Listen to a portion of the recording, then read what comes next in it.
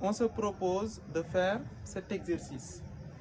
Racine de 11 moins 2 racine de 30, racine de 7 moins 2 racine de 10, racine de 8 plus 4 racine de 3. On nous demande d'écrire sous la forme racine de x plus racine de y, ou bien racine de x moins racine de y, avec x et y étant des entiers naturels. Le premier cas, nous avons racine de 11 moins 2 racine de 30, que nous devons écrire sous la forme racine de x moins racine de y. Maintenant, qu'est-ce que racine de x? Qu'est-ce que racine de y? Ici, nous avons 11, nous avons 30. On doit essayer de déceler ici une identité remarquable. Comme on a un signe moins, donc on doit chercher à trouver a moins b, le tout au carré. Comment on pourrait avoir ça? Donc on doit trouver un nombre dont la somme est égale à 11 et dont le produit est égal à 30. Quel est le nombre dont la somme est égale à 11 et le produit égal à 30? 30, on sait que 5 fois 6, ça fait 30. 5 fois 6, 5 fois 6, ça fait 30. Mais aussi 5 plus 6 égale à 5 plus 6 égale à 11. Maintenant, donc ça, on peut écrire ça sous la forme racine de 6 moins racine de 5 au carré. Pourquoi racine de 6 moins racine de 5? Racine de 6 moins racine de 5, on sait que si on développe, ça va nous donner racine de 6 au carré, a au carré, moins 2ab, donc moins racine de 2 racine de 6 fois racine de 5, plus b au carré. B au carré égale à 5 racine de 5 au carré. 6 ici, on aura 6. Racine de 5 au carré, ce sera plus 5. Moins 2 racine de 6 fois 5. On sait que ça, ce sera 11. Et ici, on aura moins 2 racine de 5 fois 6, ça fait 30. Donc, on aura 11 moins 2 racine de 30 qui est là. Donc, ça, c'est le bon. Maintenant, on a racine de 6 moins racine de 5 au carré. On sait que ici, on doit pouvoir avoir la valeur absolue de racine de 6 moins racine de 5. Mais on sait que racine de 6 au carré est toujours supérieure à racine de 5 au carré. Donc ici, on va écrire donc que ça, c'est égal à racine de 6 moins racine de 5. Pour le deuxième cas aussi, nous ferons la même chose. Racine de 7 moins 2 racine de 10. On a racine de 7 moins 2 racine de 10. On doit avoir ici aussi racine de x moins racine de y, tout en sachant que 7, c'est la somme de x et de y, et 10, c'est le produit de x fois y. Donc, qu'est-ce qu'on peut avoir? La somme égale à 7, le produit égale à 10. Quel est le produit qui donne 10? Nous pouvons dire 2 fois 5. 2 fois 5 égale à 10. Et 2, ou bien 5 plus 2, ça fait 7. Donc, on peut utiliser le couple. Pour 7 et 10, on peut utiliser 5 et 2.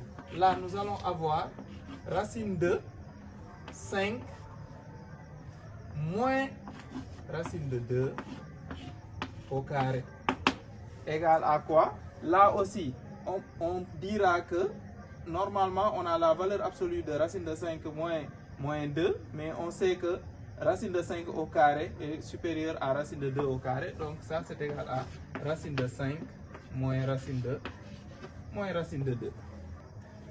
Pour le dernier cas, 8 plus 4 racine de 3. Donc, comme c'est plus, donc là, nous avons racine de x plus racine de y. On a racine de 8 plus 4 racine de 3 égale quoi? On sait d'abord, d'après la première remarque ici, on a là, pour une première fois, on a deux nombres qui sont pairs. Ici, on a un nombre impair et un nombre pair, un nombre impair et un nombre pair, mais là, on a deux nombres pairs. Et si on a deux nombres pairs, d'abord, notre premier réflexe, d'abord, c'est de factoriser par 2.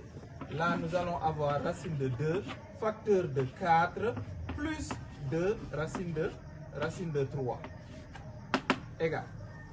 Maintenant, nous avons aussi, bien vrai que nous avons deux nombres pairs, mais là, on peut essayer de trouver une identité remarquable qui puisse remplir ça. Parce qu'on a là 2 fois a fois, ou bien 2 fois x fois y.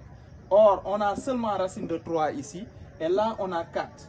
Donc, 4 ici, c'est rien d'autre que la somme, mais 3, c'est le produit. Quels sont les deux nombres qui, quand on les multiplie, on arrive à avoir 3? Quels sont les deux nombres? Donc, ici, on peut avoir 3 fois 1. 3 fois 1 égale à 3. On va essayer avec ça. Là, nous allons avoir deux facteurs de quoi? Là, on aura racine de 3 plus 1 au carré. Essayons de vérifier pour voir. Racine de 3, quand on l'élève au carré, ça devient 3. 1 au carré, ça fait 1. Donc 3 plus 1, ça fait 4. On retrouve le 4 ici. 2AB. Donc 2 fois racine de 3 fois 1. Donc ça fait 2 racines de 3. Et 2 racines de 3 égale à et ici. Donc là, on peut dire que ce qu'on a là, c'est égal à ce qu'on a ici. Par conséquent, on va avoir la racine de 2 facteur de racine de 3 plus 1.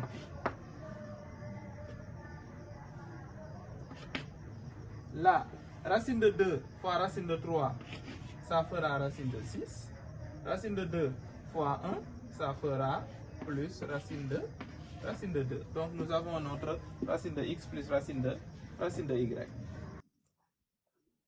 On nous demande de déduire de ce qu'on avait trouvé précédemment que a égale à 1 sur racine de 11 moins 2 racine de 30 moins 3 sur racine de 7 moins 2 racine de 10 moins 4 sur racine de 8 plus 4 racine de 3. Nous rappelons que racine de 11 moins 2 racine de 30, c'est égal à racine de 6 moins racine de 5.